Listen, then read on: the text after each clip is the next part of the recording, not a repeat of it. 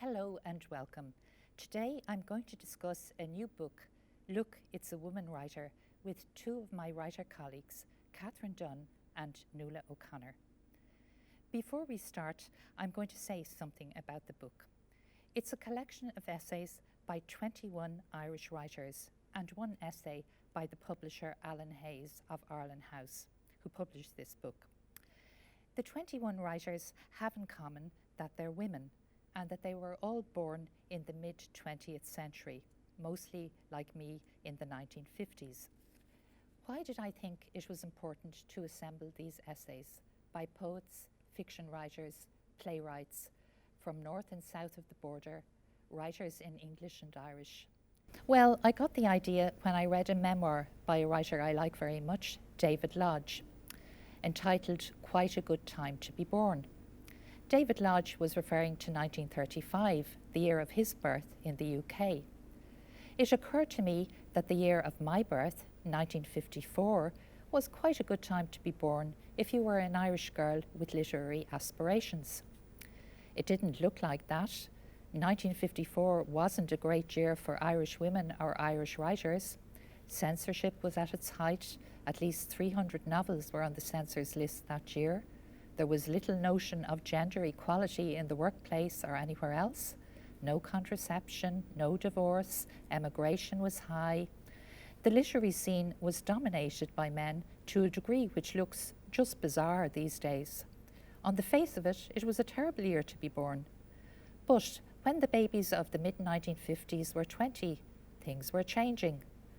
Gender equality in the workplace was being talked about and legislation enacted.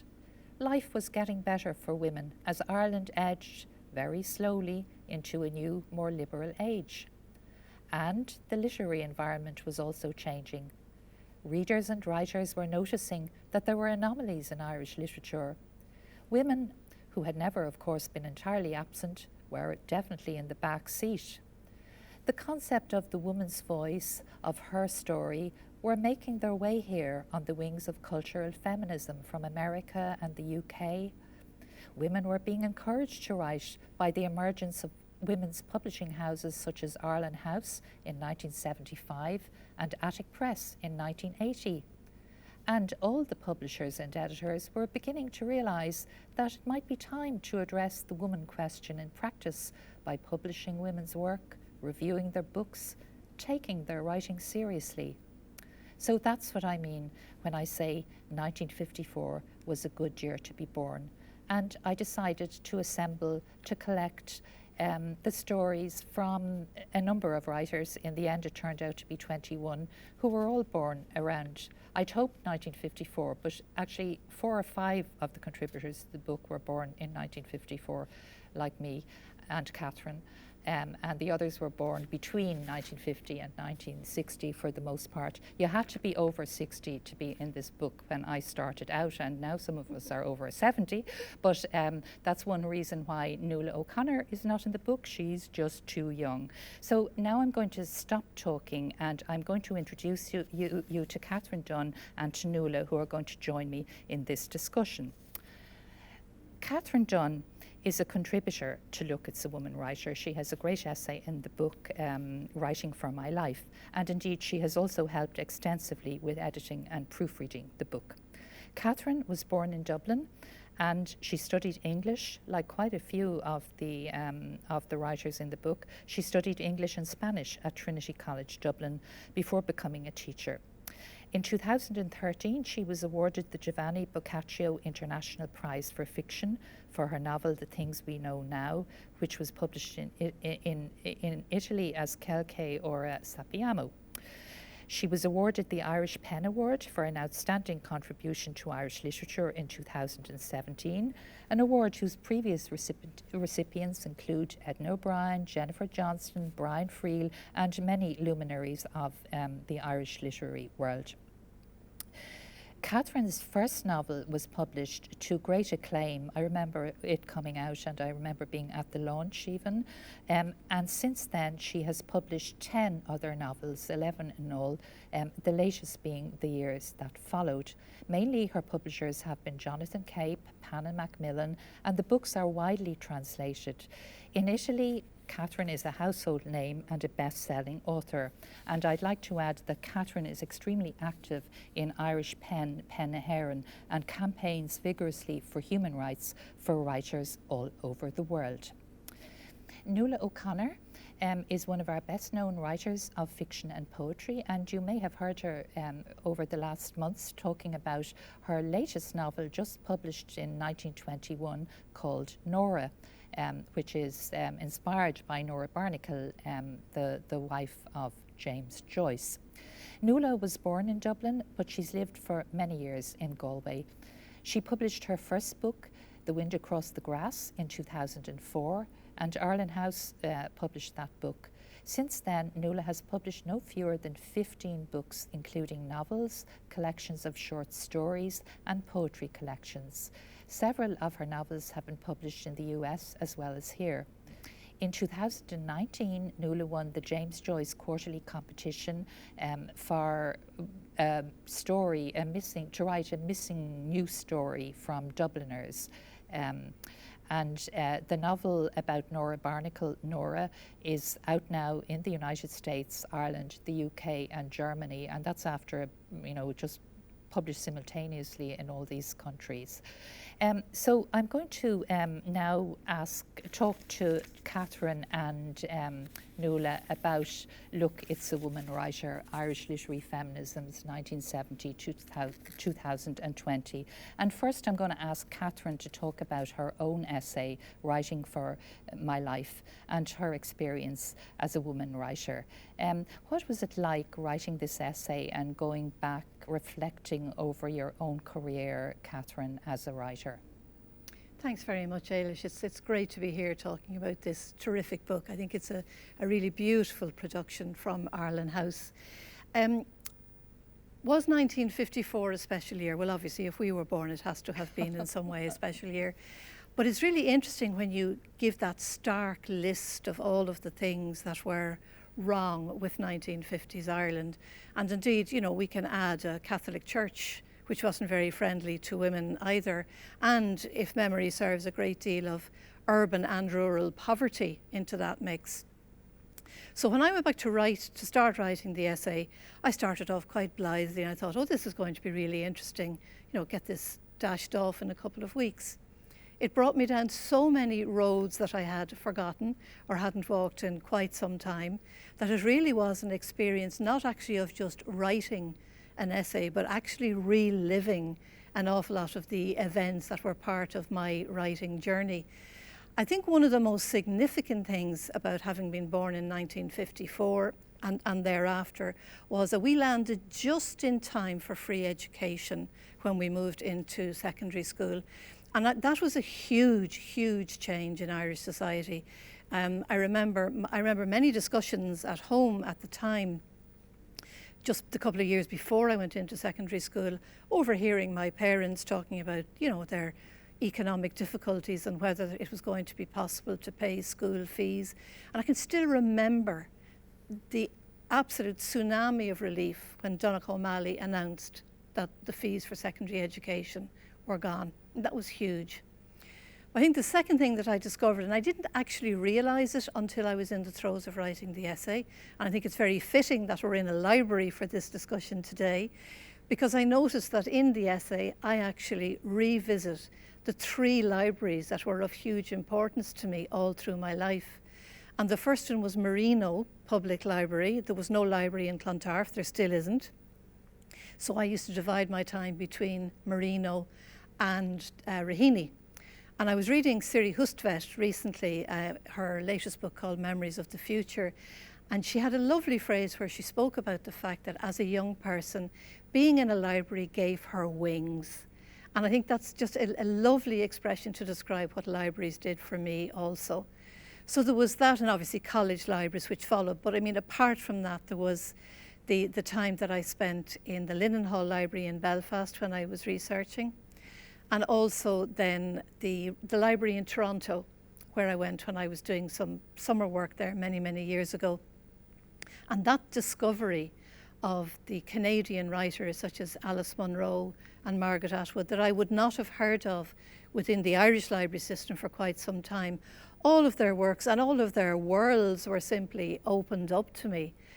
So to have coincided with free education and with, you know, a hugely vibrant public library service in Ireland, I think to me were probably two of the most significant things in those early stages of my journey as a writer. And certainly my memory of what I read of Ibsen and Chekhov and all of the other playwrights that I came across in the libraries in Marino, I certainly didn't understand everything of what I've read, but I understood writing the essay, how all of that reading is so formative because it speaks to a place beyond language. And for writers, that place beyond language, that place of stillness, is the place where most stories begin. So I'm very grateful to you and to Ireland House to have had that opportunity to write the essay, which took not, of course, the 5 or 6 weeks that I thought it was going to, but in fact several months with many revisions. So it was a lovely experience, and also really interesting that you as an editor weren't at all prescriptive. You just said, tell me about your writing journey.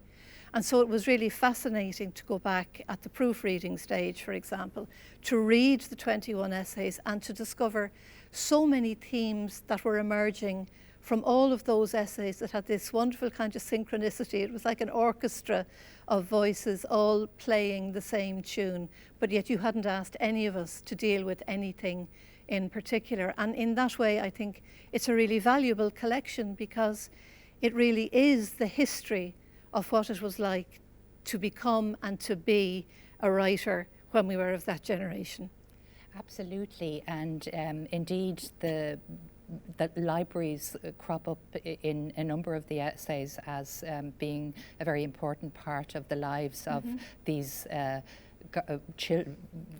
writers when they were children. I know for me it was absolutely crucial, and I was practically daily visitor to the local library in Rathmines where I lived, and also, of course, the free education. All this is dealt with in the book, but indeed the opening up of education in 1966-67 to children who would previously not have been able to afford to go to secondary school was something which changed Ireland profoundly. And then grants for university education followed hot at the heels of that Dunne O'Malley initiative in 1966-67, and both of these things are referenced by various writers in the book. Yeah, so and that was a matter of just the good luck to be born. Chance, yeah. If you had been born, I possibly or you 10 years earlier, I would say university education was not going to be on the cards at all. Well, so I certainly think the opportunities would have been much more limited. Yes. There's any doubt about that. Yeah. So, and I guess that was one of my theories as I was putting the book together, that history and timing is really important for everybody's life, and where you are and when you're there matters. So thanks a million, Catherine. That was a wonderful insight into your own experience of writing the essays. And I'd say they are all quite different, really, but certain themes recur in them, and that's one of the fascinating things I found about the book. So, Nula, you are one of our younger writers, belonging to a generation about 20 years behind Catherine and me, at least. And you know, I say in the book that in my introduction that nowadays you might almost get the impression that all the successful younger writers are female, very different from what it was like when we were starting out. And I suggest that you and your sister writers came into literary Ireland, which was different and in most ways better than the one that we entered way back. But I wonder, is that entirely true? What is your own experience of starting? Your first book came out in 2004, almost 20 years ago. What was it like? Yeah, so I suppose I was born in 1970, and my first book was actually 2003. It was a collection of poetry with Ireland House, so a year before my first book of fiction. But I definitely stepped into a publishing scene that had been paved for me by women. So it's the old thing of having to see it to be it. And I definitely felt that I was lucky that I entered a fresh and vibrant literary scene that was being built by women and by publishers who were open to women. So Attic Press was very visible, Ireland House, Pool Beg for commercial women's fiction, Salmon Poetry, places like that. Things were still a little slow, a little static. Like, I'm 23 years writing seriously, so I started getting poems and stories published in about 1998. But the women who were publishing, so the likes of yourselves, Leah Mills, Emma Donoghue, Claire Keegan, the Galway crew who were around me, Rita Ann Higgins, Moya Cannon, Ava Burke, these women were active, they were reactive, they were very present, they were visible to me, and I found permission in their work to write whatever I felt like writing. So I don't feel I had the censorship that I feel a lot of the women in the book spoke about, people telling them that things they wrote weren't suitable for poetry. For example, Celia Dufresne talks about, she'd written a poem about Anne Lovett's death and the death of her baby, and she was told it wasn't suitable subject matter. She'd written a poem about bringing a sick child to hospital, and again was told, this is not what we write about. Evelyn Conlon talks about the same thing in her fantastic essay in the book. I think that there was a very male-dominated scene when I was coming through. It was like the media only had space in their heads for one woman writer and one woman novelist, say, that was Anne Enright, and one short story writer, and that was Claire Keegan. And everybody else was kind of the lads. It was Colin McCann and Colm Tóibín and Joe O'Connor and all of those.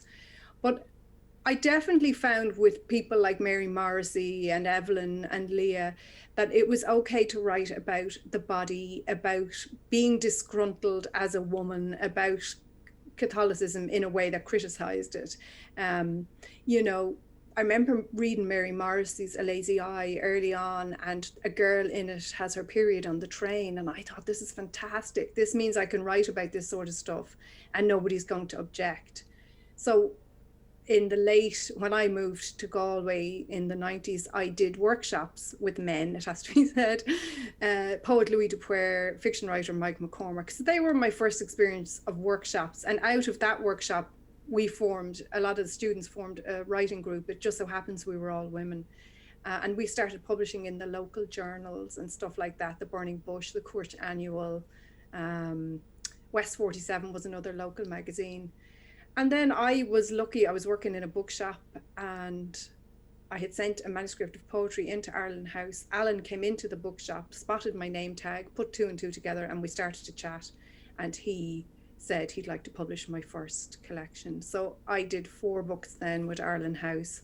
But when I had a novel ready, Alan said to me, I think you need to go and try and get yourself an agent now and maybe go to a bigger publisher in the UK, which was what Irish authors all did. We all looked to the UK at that point. So I finished writing my novel in 2003. And even though I had an agent, it wasn't published for another 7 years. So I had this horrible time lag between finishing the novel and publishing it. Similar to what happened to Emer McBride. She finished her novel in 2013 and it wasn't published. Sorry, she finished it in 2004 and it wasn't published until 2013. And this was sort of a big story about her. I continued writing and publishing poetry and short stories, but the novel is the thing if you kind of want to succeed as a writer. And so I didn't lose faith in myself or the novel, but I kind of lost faith in myself as a novel writer. And eventually it wasn't the agent who placed the novel in the end, it was me. So there is a certain amount of determination that you have to take with you into this business, I think. Yeah. So I think because of my age, I'm 51 now, I'm not that far behind ye. And so I still came into a very male-dominated culture. I think it's really interesting that one of the things that Nula highlights there is that type of censorship, and even if it weren't in that kind of explicit kind of way that no, you can't write about Anne Lovett, or you can't write about taking a child to hospital, or you can't write about women's bodies or whatever. There was something when we were starting that was there obviously, but there was also a much more implicit and all-pervasive censorship about women wrote about the domestic. You know, they had a small canvas. This was a criticism that I heard over and over and over again, as though all of the weighty matters of the world would be dealt with by men, and the domestic, you know, put it there between the dishes and the brushes, and that's women's territory. And I think I even say in the essay, I'm sure it's something that Jane Austen would have been subjected to at the time as well. You know, this whole idea that the domestic or personal relationships, if you like, are a small canvas. And I've noticed over the years, for example, where you have, you know, if a woman writes a story about a burgeoning relationship, it's called a romance. If a man writes a novel about a burgeoning relationship, it's called a love story. So the weight is given always to the male writer, and that certainly happened in the past. And the other thing which happened certainly throughout the 90s and maybe the early 2000s as well, was this sense that any woman who wrote and was published by definition had to be writing what was called chick lit. And there were so many of us that were bewildered by that question. It didn't matter what type of a subject matter you chose or what kind of a novel you wrote. If you wrote as a woman, the question was always, is this chick lit? And interestingly, there were many men around the same time writing what was light, romantic, humorous fiction. And for a while, the label was given to that of lad lit, but it never stuck. And if it did stick, it never had the kind of disparaging undertone that chick lit did. So, you know, that kind of censorship, when we were writing, it was both explicit and implicit. And it's great to see that kind of, you know, refusal to accept something as a proper subject for fiction, that has all gone. And again, Siri Husfeld, because I'm reading her at the moment, she speaks about exactly the same thing from the New York perspective, believe it or not, back in the late 70s. And she says that there was this kind of air abroad that the novel was essentially, you know, a woman's form, but it was men that gave it dignity and gravitas. So exactly the same battle, if you like, was being fought on both sides of the Atlantic. And it is good to see. I think that is something that has changed. I do hope so, but I still hear there's an adjective that I have frequently had applied to my own writing, which is ordinary. She writes about ordinary life. And I always think, come on, it looks extraordinary to me, and this was applied to my first novel, which is a dystopic science fiction fantasy about Ireland, which has been wiped out by nuclear disaster. And this is ordinary lives. Yeah. And what else is Ulysses except a novel about the most ordinary of days, really, in the ordinary life of an ordinary man in Dublin. But somehow when we write about it, I mean, ordinary life, relationships, families, love, grief, loss, all that sort of stuff is the stuff of all fiction. And but it can be labelled in a slightly iffy way if you're a woman writer, or at least it was in the past. So yeah, all those kind of categorizations and labelling, we would hope that there is change, it's changed. Yeah, things have changed. I mean, sometimes it's Virginia Woolf, I think, who commented that a battlefield is a more suitable setting for a story than a shop. So I always think about Tolstoy's novel War and Peace, that it's actually the peace episodes that are actually interesting. I mean, the war pieces are kind of boring for everyone, I would say, including Tolstoy. I mean, he's always talking about how boring it was to be in the war and how disorganized and chaotic and everything. So are we saying that, in fact, yeah, Celia says that she wrote a poem about the Anne Lovett case, that's in the 80s, and an Irish language editor rejected it on the grounds that this was not a suitable subject matter for poetry, which is kind of extraordinary because Paula Meehan wrote a poem which is kind of a classic of the canon at this stage about the same subject. But isn't that what Evan Boland fought against so trenchantly as well, you know, with her poetry, that in order, you know, that she would not accept that her life as a woman in this country was any less worthy of being written about than somebody whose life happened to be male.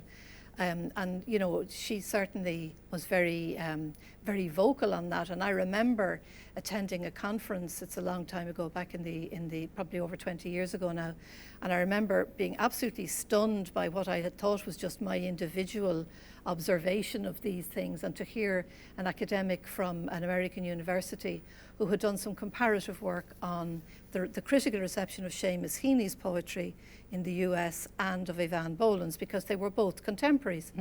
And she had divided her study into the critical reception of Heaney versus Boland. And it was really fascinating for me to hear her outline and list the number of times that the male language of Heaney's poetry, like spade and dig and ditch, were all of the things that were praised, whereas breast or feed or child or silk were denigrated because they were seen as female words. And it was the first time that a structure for me was put on that particular perception of how people write. But up until that time, I thought it was just my own discomfort at seeing these things. But, you know, it's actually something that was real and was out there, and hopefully isn't so much now, Nula.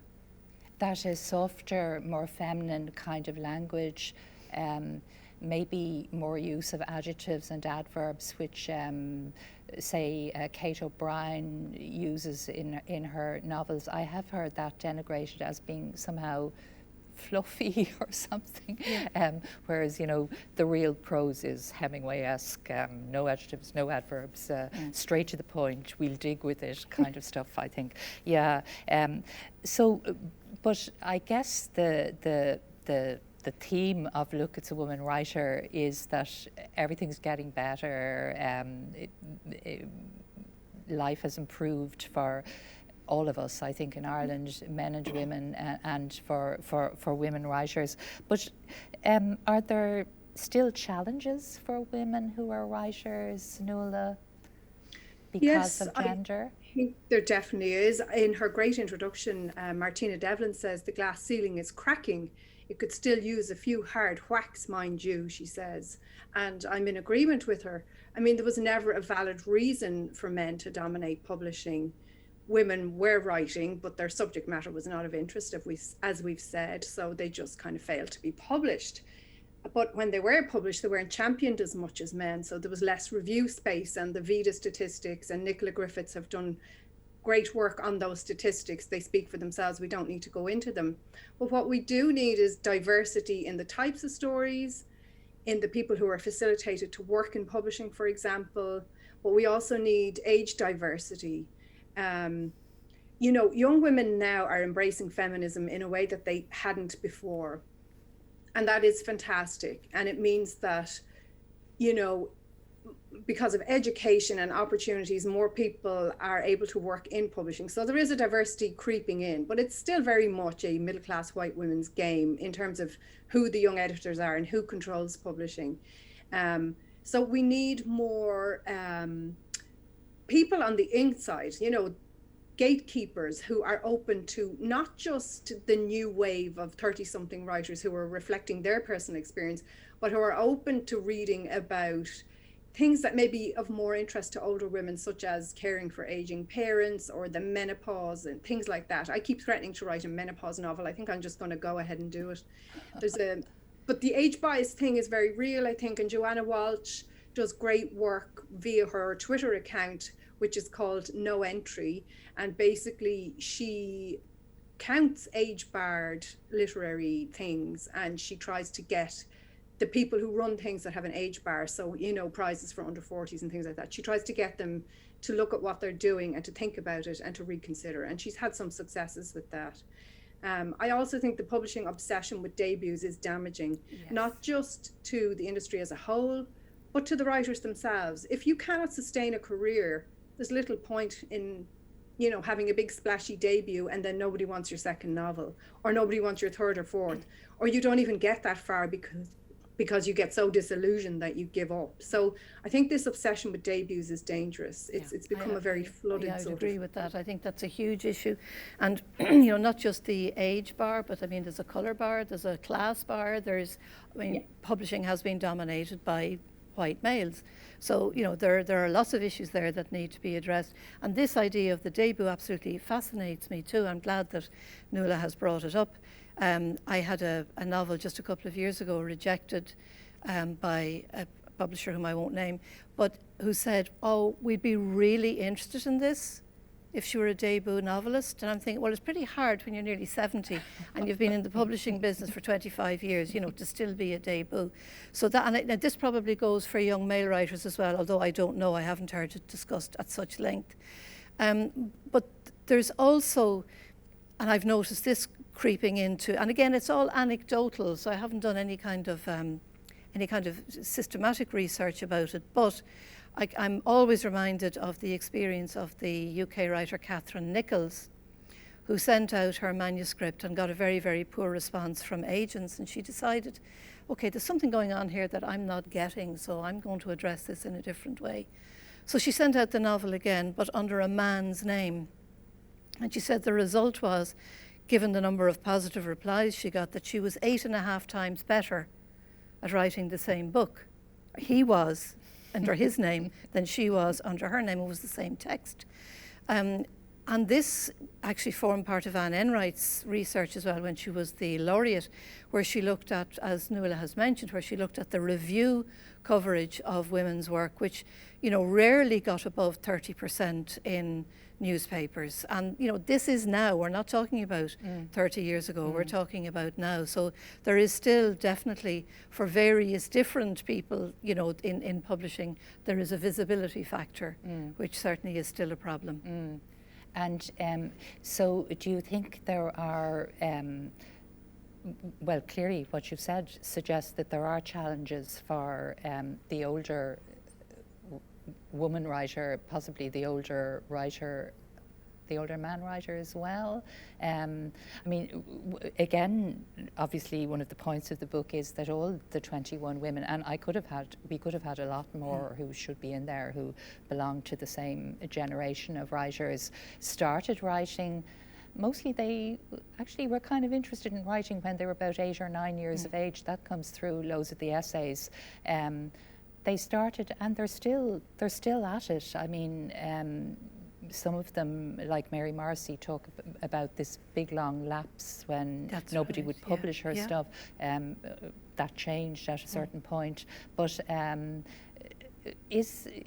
so would you suggest what you heard from that publisher, if you were starting off, even if you were starting off at the age of 65 or something, you'd have that, you know, you'd have the novelty factor, whereas now you've been around for a while. I mean, that seems to be what's being said. And also when we were talking about the canvas earlier, if you like, let's just call it emotional canvas rather than domestic, that women are perceived to write from. And again, this is anecdotal, but, you know, writers talk, and we certainly talked in the days when we met at festivals and events in a way that we haven't been able to do for the last couple of years. But I heard so many people talk about things like getting a request from the publisher, oh, could you not spice that up a bit? You know, could you not make your main character's husband cheat on his wife? Could you not make... So, like, there were these expectations that, while it does not seem to me to be the same when I look at the men whose writing is celebrated. There does not seem to be that pressure. Like the minutest of emotions or interactions are acceptable as part of their fiction, but for some reason something else is expected of us, maybe an older woman's version of chick-lit. I don't know what is being looked for, but I think, you know, what emerged from the book, you know, is the great big R word, which is resilience. And it's just, you just keep going no matter what. And I think what happens is that the work is what becomes important, not the novelty that somebody is looking for, not the fact that you're not a debut writer anymore, but the fact that you follow your story with passion and you write it to the best of your ability. And that's the sense that for me emerged as a whole from the essays that, you know, despite the slings and arrows of publishing, that we're all just going to keep going because it's like breathing, it's what we do. Indeed, that comes through in several of the essays, that the writers, they knew they were going to write when they were 8, and they still know they're going to write, and they hope it'll get out there and reach people, but if it doesn't, they're compelled to do it anyway. Indeed. Nuala, can I ask, well, there are just two things. There's one thing we didn't cover in the challenges for the woman writer, and this comes through in a few of the essays in the book, and that's babies and motherhood. I mean, when you mentioned that there was a 7-year hiatus, did that happen to correspond to that kind of time in your life, you know, when you're having the babies? Well, I've been a mother as long as I've been serious about writing, so it doesn't really... It didn't. Kind of. Yeah, well, I mean, I got an arts council bursary to get one of my children minded so I could write. But the problem was that nobody was interested in novels from women writers. So my agent had it for 7 years, trying to sell it in the UK and Ireland, and couldn't. That was the problem, that Irish women's writing was not of interest to publishers at that time. There was a couple of writers publishing, Claire Kilroy, Claire Keegan, and in a way they kind of eclipsed anyone else. It was like the media only had room in their heads for 1 or 2 people and didn't want a scatter of people. So that was very disappointing for me. But like you were talking about, you know, Catherine, I think you mentioned in your essay how we get better and better as writers, but our sales track can go against us. For example, like my books have been rejected by my own publishers on several occasions. Most recently, Nora, it was rejected by the 2 publishers who I was with in London and New York. So my agent is then back to square one trying to find new publishers for this novel, because the publishers I was with, which was Putnam and Little Brown, both said it was too literary. You know, so for people who are in the business of selling, it always amazes me that they can't find ways to sell things that seem to me quite saleable. And things like your sales track affect you. So this is why the obsession with debuts, I think. It's because longevity is not seen, as it was years ago, for the men probably, as a good thing, you know? So it feels like you're in a constant battle. So writing is one thing, and it's fantastic and I love it. Publishing is an entirely different thing. And I can't say I love it as a process, because it's been so roller coastery for me, you know, always trying to find someone, an editor who gets me and who wants to nurture me and stay with me. So, you know, there's the death of hope a lot for people. And then there is other things like having to earn a living, having to have a job or other work, and raising children that you brought up. Éilís, I have 3 children, and I've always sort of just done part-time work so I can be around for them, and wrote, like I write full-time essentially, but I'm also a part-time mentor, a part-time teacher, a part-time reviewer. I'm doing all this other sort of writing related stuff to keep the wolf from the door. And that was one of the things I loved in the anthology, is that a lot of the essays addressed the issue of money. Nobody likes talking about money, but it is huge and it's relevant. It's extremely difficult, almost impossible to earn money as a full-time writer from just writing. Most of the writers I know, and this hit home in the pandemic, our income collapsed because all of the work we rely on, like teaching and that, was now gone. Advances are small and they wouldn't keep, you know, they don't really cover much at all. So there is that difficulty about money that I'm interested in always hearing how other people managed, you know. Yeah, and I think it was good that did come out in so many of the essays, because it is a practical problem, and I don't think that's one that just affects women by any means at all. But I mean, the spotlight was certainly shone on the arts during the pandemic as well. I mean, you know, think of anybody involved in the music industry or creating theatre or anything like that. Everything was just put completely on hold, and yet, you know, there wouldn't be an official track record to be able to say in most cases, well, here's what I've earned and therefore can I be supplemented by the state, please? It just didn't happen. And that has been a real issue. And similar to Nula, I don't think any writer I know earns anything like a living from writing. Everybody has different strings to their bow. As you say, teaching, mentoring, visits to libraries, festivals, all that kind of, which are all great, but none of those happened in the last year and a half or so. And you know, it's wonderful that there is access to things like this, for example, on Zoom. And I do hope that when we emerge from this, that we will be able to have, you know, some kind of a blended reality for writers and artistic practitioners, that, you know, if there's a small crowd allowed in a theatre or at a festival, that there might be others who would then be able to attend on Zoom. Because most of the arts festivals, like Kurt, for example, who spoke about this, I mean, they had to go online very quickly when the pandemic happened the first year. And they broadened their audience participation immensely because they were able to offer that option. So I think there are some lessons that we can probably take from this. But I suppose what stings an awful lot of writers is, and I've heard it myself at, you know, festivals and gatherings abroad where, you know, you have an Irish ambassador or somebody representing the Irish state talking about how we value our writers and we value our artistic practitioners and we value our theatre makers and all this sort of thing. They talk up a good game, but then the supports on the ground, speak to anybody in the artistic community, the supports on the ground don't actually reflect that in many ways. So true. Indeed. And so before we wrap up, Nuala, you're the reader of the book who hasn't been so involved in it. Can I just ask you, was there anything in it that came as a surprise to you? Did you notice a common thread or the opposite? Was there anything surprising? I think the common threads were what you'd expect: the lack of opportunity, the lack of coverage, even when women were published. Mary O'Donnell talked about that very well in her essay. I suppose one of the slightly unsurprising but very dispiriting things was the men who actively discouraged women from writing, who said such negative things that the women stopped trying to publish. Usually they didn't stop writing, but they stopped trying to publish, and it just feels like so much wasted time. And then it's dispiriting that when I started, you know, 23 years ago to write seriously, the same stuff was still going on. What I do like now is that women have more access to opportunities. So they have, for example, the Irish Writers' Centre has really upped its game in terms of its offering. It now offers courses on performance and writing and editing and a very wide range of stuff. We also have Words Ireland, who advocate for writers, and I find that really useful myself personally.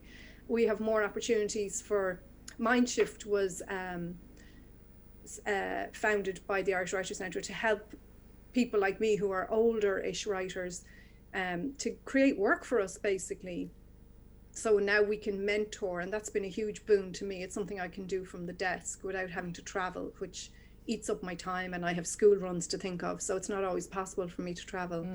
But I think that this book is so important because, you know, it's crucial. It's not just, I've always acknowledged my foremothers. I've always been so grateful to you, the women who paved the way for me.